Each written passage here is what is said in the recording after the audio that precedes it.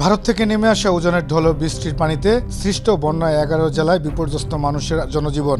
ইতিমধ্যে নামতে শুরু করেছে বন্যার পানি। ত্রাণ মন্ত্রণালয়ের তথ্য মতে বিপদের মধ্যে রয়েছে 6,97,000 বন্যার্ত পরিবার। দুর্গত এলাকার মানুষ গরিব না হলেও এখন তারা অসহায়। চরম দুর্দশায় দিন কাটছে সেখানকার মানুষদের। সেই অসহায় মানুষদের পাশে প্রতিদিনই দেশের বিভিন্ন প্রান্তের মানুষ সামর্থ্য অনুযায়ী সহায়তা করছে। এদিকে বন্যার শুরু থেকে অসহায়দের সাহায্যের হাত বাড়িয়েছে কেরানীগঞ্জের আব্দুল মালিক শিকদার ফাউন্ডেশন।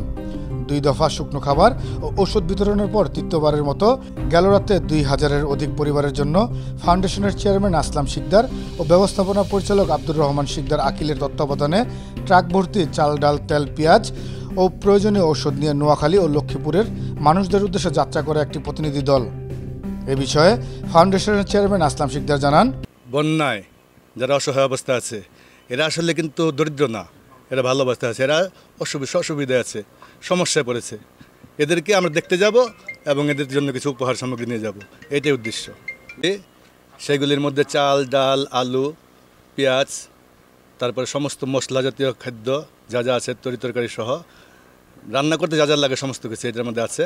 বিশুদ্ধকরণ ট্যাবলেট, তারপরে হইল চিকিৎসার জন্য যা যা দরকার সমস্ত ওষুধ আছে, পানি বিশুদ্ধকরণ ট্যাবলেট সহ আপনার বাচ্চাদের কিছু খাদ্য, শিশু খাদ্য আছে এর মধ্যে, এবং কিছু মেয়ে এবং বাচ্চা মেয়েদের এবং মহিলাদের জামা কাপড় আছে। ফাউন্ডেশনের পক্ষ থেকে 2024-এর ছাত্র আন্দোলনে নিহত কয়েকটি শহীদ পরিবারকে আর্থিক সহায়তা প্রদান করা হয়েছে।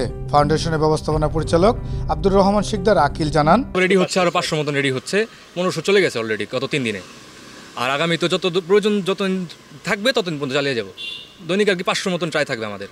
আমরা প্রাইভেট ইউনিভার্সিটির এইটা মূলত শুরু করেছিলাম 15ই জুলাই যখন হয়েছিল, 15ই জুন যখন আমাদের সাধারণ শিক্ষার্থীর উপরে একটা বড় অ্যাটাক হয়, তারপরে আমরা সবাই আগে আসি, তারপরে আবু সাইদ মারা যায়, তারপর আমরা প্রাইভেট ইউনিভার্সিটি থেকে একটা সংগঠন আলাদা করে করি যাতে এই জিনিসটাকে আমরা আরও লং টার্ম নিতে পারি। বিখ্যাত শিল্পী ভুবন হাজারিকার কালজয়ী গানটি আবারও সার্থক।